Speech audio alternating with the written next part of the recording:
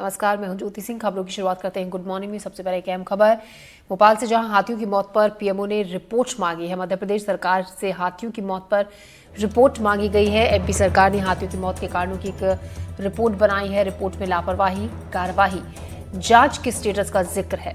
राज्य सरकार को हाथियों की पोस्टमार्टम रिपोर्ट का भी इंतजार है। बांधवगढ़ टाइगर रिजर्व में 10 हाथियों की मौत का मामला लगातार अब बढ़ता ही जा रहा है, गर्माता ही जा रहा है, क्योंकि इस मामले पर में काफ़ी चिंता की बात है कि किस तरीके से 10 हाथियों की जान चली गई थी। अब इस मामले में पीएमओ ने रिपोर्ट मांगी है। जो रिपोर्ट मध्य प्रदेश सरकार की तरफ से दी गई है, उसमें हाथियों की मौत का जिक्र, अब जो इसमें जांच हो रही है, जांच का भी जिक्र है। और क्या वजह रही, लापरवाही कहां पर हुई, इन तमाम बातों का जिक्र इस रिपोर्ट में है। अजय शर्मा इस खबर पर ज़्यादा जानकारी के साथ जुड़ रहे हैं। अजय, काफ़ी बड़ा ये मामला है, 10 हाथियों की मौत हुई थी। पीएमओ से रिपोर्ट अब इस मामले में मांगी गई है।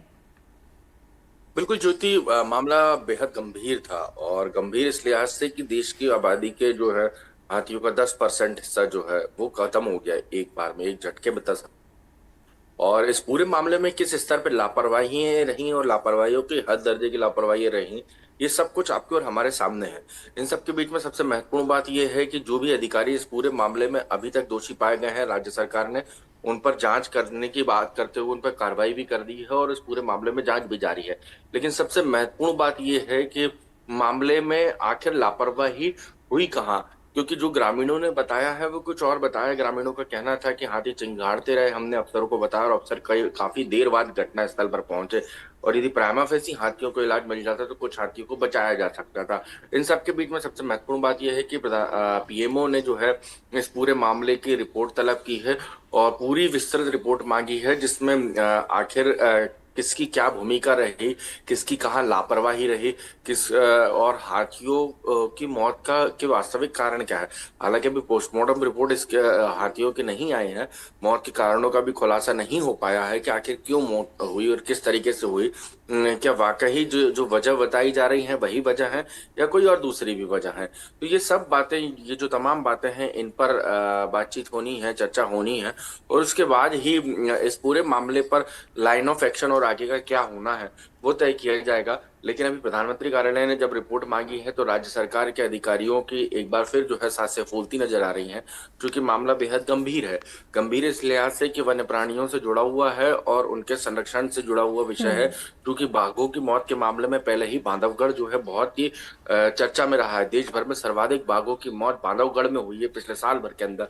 ऐसे में अब हाथियों की मौत का मामला जो निकलकर सामने आया है, उसने राज्य सरकार ना सिर्फ केंद्र सरकार के भी कान खड़े कर दिए हैं। जी। तो समझा जा सकता है मामला कितना गंभीर है और इस पूरे मामले को लेकर किस तरीके से अब आगे की जांच किस दिशा में जाने वाली है, ये अंदाजा लगाया जा सकता है। लेकिन अभी हाँ, राज्य सरकार के अधिकारी जो हैं, जो उन्होंने इस पूरे मामले में अभी तक स्टेटस रिपोर्ट बनाई है, विस्तृत रिपोर्ट बनाई है, जिसमें तमाम कारण, तमाम लापरवाहियां, तमाम घटनाक्रम का ब्यौरा है, वो पूरी रिपोर्ट जो है केंद्र जी। सरकार खासतौर पर अजय, पीएमओ वन्य को जीव भेजने के संरक्षण लिए। से जुड़ा ये मामला है, काफ़ी गंभीर मामला है। पीएमओ से रिपोर्ट इस मामले में मांगी गई है।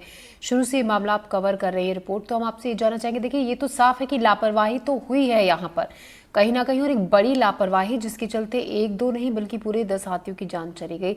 आपको किस लेवल पर कहाँ लगा कि जहाँ अगर एहतियात बरती जाती तो शायद ये तस्वीर आज नहीं होती?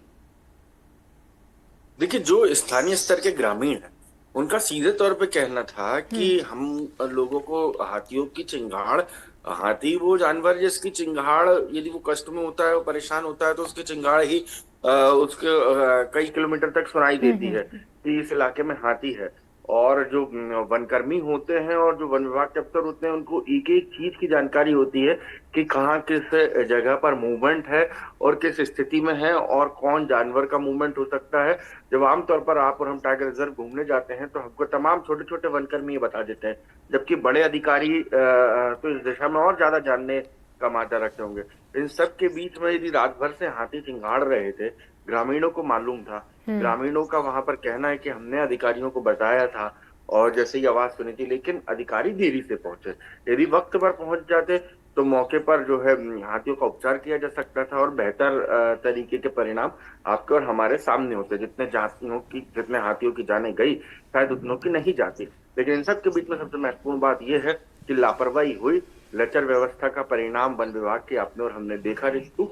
इन सब के बीच में सबसे महत्वपूर्ण बात यह है ज्योति कि जितने भी स्थिति अभी तक बिगड़ी है, अब उस स्थिति को डैमेज कंट्रोल करने की कवायद है।